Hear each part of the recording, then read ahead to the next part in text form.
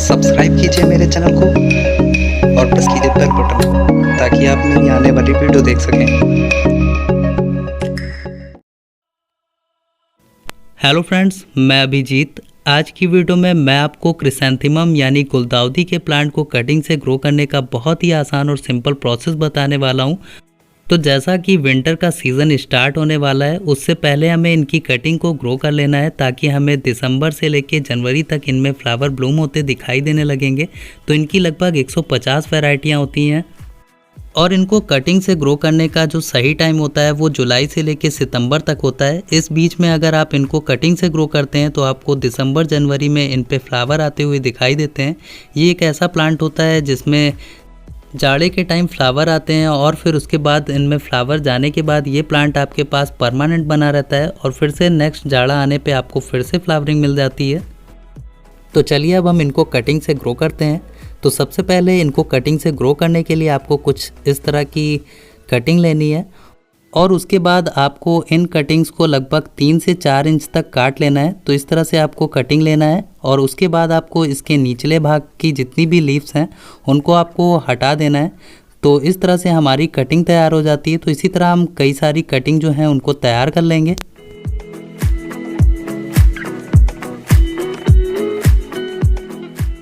तो आप देख सकते हैं आपको इसी तरह से सारी कटिंग को तैयार कर लेना है लगभग 3 से 4 इंच के आसपास।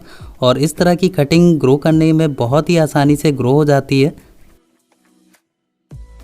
इन कटिंग्स को ग्रो करने के लिए आपको एक डिस्पोजल ग्लास लेनी होगी और उसमें आपको सैंड इस तरह से फिल कर लेना है। तो ये जो मैंने सैंड लिया है वो मोरंग है और ये मोटी दानों की सैंड होती है। तो इसमें बहुत ही आसानी से हमारी कटिंग ग्रो हो जाती है। तो ये मेरे पास गुलदाउदी की 2 वैरायटी की कटिंग है और इनको मैं सैंड में ग्रो करके आपको दिखाने वाला हूँ। तो सबसे पहले तो इस कटिंग को आपको किसी फंजीसाइड में इस तरह से डिप कर लेना है और इस तरह से डिप करने से इनका जो निचला भाग है उसमें किसी भी तरह का फंगल इन्फेक्शन नहीं होता है, जिससे हमारी कटिंग अच्छे से ग्रो हो जाती है। अगर आपके पास किसी भी तरह का फंजीसाइड नहीं है तो आप सिनेमन पाउडर का यूज़ कर सकते हैं या हल्दी पाउडर का यूज़ कर सकते हैं। इसी तरह से आपको हल्का सा लिक्विड तैयार कर लेना है, फिर उसके बाद इसी तरह से डिप कर लेना है। और अब इन कटिंग्स को हमें सैंड में इस तरह से अच्छे से गाड़ देना है। तो इस तरह से आपको लगाना है, देख सकते हैं आप, बिल्कुल बीचों बीच आपको लगाना है इसके अंदर।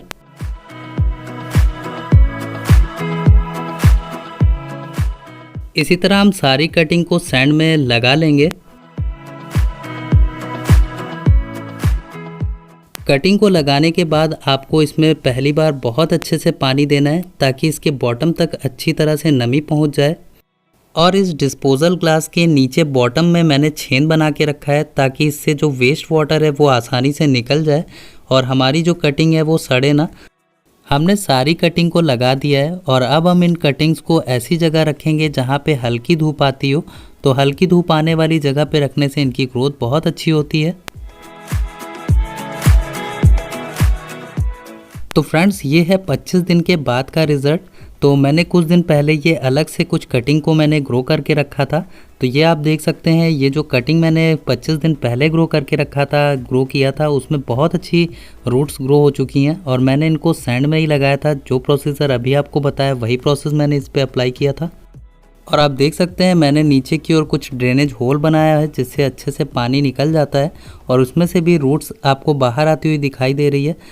तो सैंड में जो क्रिसैंथेमम का प्लांट है वो बहुत आसानी से ग्रो हो जाता है। आप देख सकते हैं सैंड के ऊपर भी कुछ रूट्स आपको बाहर आती हुई दिखाई दे रही होंगी, ये देख सकते हैं।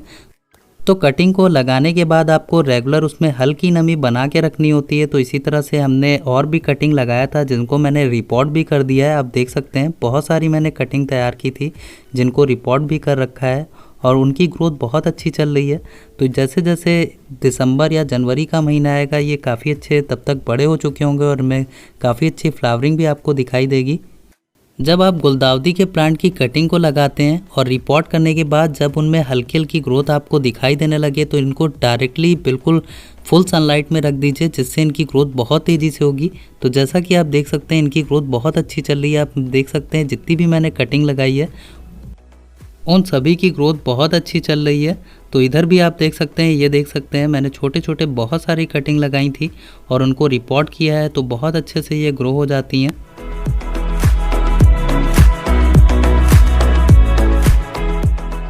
तो जो मैंने सैंड में कटिंग ग्रो की थी उसको आपको मैं दिखाने वाला हूँ कि उसमें कितनी अच्छी रूट्स ग्रो हो जाती हैं जब आप इनको सैंड में लगाते हैं।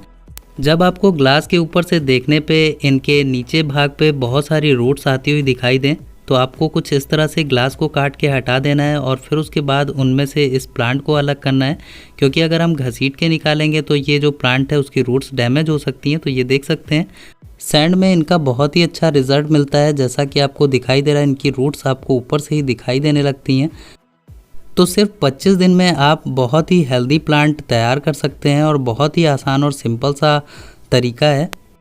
तो इस प्रोसेस को आप भी करके बहुत सारी गुलदाउदी के प्लांट को तैयार कर सकते हैं। तो चलिए अब मैं इसको आपको धुल के दिखा देता हूँ कि इनकी रूट्स कितनी सारी डेवलप हुई हैं। तो ये देख सकते हैं बहुत सारी इनकी रूट्स ग्रो हो चुकी हैं। तो आप देख सकते हैं आपको इसी तरह से लगभग 3 से 4 इंच लंबी ही कटिंग आपको लेना है और उसमें बहुत अच्छी ग्रोथ हो जाती है। आप देख सकते हैं कितनी अच्छी इसमें रूट्स आपको ग्रो हुई दिखाई दे रही हैं। तो इसी तरह से आप बहुत सारे गुलदाउदी के प्लांट को ग्रो कर सकते हैं, बहुत ही आसान तरीका है। तो चलिए अब हम इस प्लांट को जिसको हमने तैयार किया है तो इसको अब हम रिपोर्ट करते हैं और आपको बहुत ही सिंपल और आसान तरीके से रिपोर्ट करने का भी प्रोसेस बता देते हैं। गुलदाउदी के पौधे को रिपोर्ट करने के लिए हम 30% गोबर की खाद और 70% सॉइल वाला पॉटिंग मिक्स लेंगे और इसी पॉटिंग मिक्स में हम गुलदाउदी के पौधे को रिपोर्ट करेंगे। अगर आप प्लांट से ज़्यादा फ्लावर पाना चाहते हैं और प्लांट को ज़्यादा बड़ा करना चाहते हैं तो मिनिमम आप 12 इंच का गमला लीजिएगा। मेरे पास अभी यही अवेलेबल है, इसीलिए मैं इसको एक ऐसे कंटेनर में लगा रहा हूँ जो कि मेरे पास घर में वेस्ट पड़ा था, तो मैं इसी में इस प्लांट को लगा रहा हूँ। तो इस तरह से आपको इसको रिपोर्ट कर लेना है। रिपोर्ट करने के बाद अब हम इसमें पानी अच्छे से डाल देंगे ताकि गमले के बॉटम तक अच्छे से पानी पहुंच जाए। तो ये हमारा जो प्लांट है वो अच्छे से रिपोर्ट हो चुका है और अब हम इसको लगभग 6 से 7 दिन के लिए छांव में रखेंगे, फिर उसके बाद डायरेक्ट सनलाइट में रख सकते हैं। तो ये था कटिंग को ग्रो करने का वीडियो। अगर अच्छा लगा तो लाइक कीजिएगा। आज के लिए इतना ही। Take care and bye bye.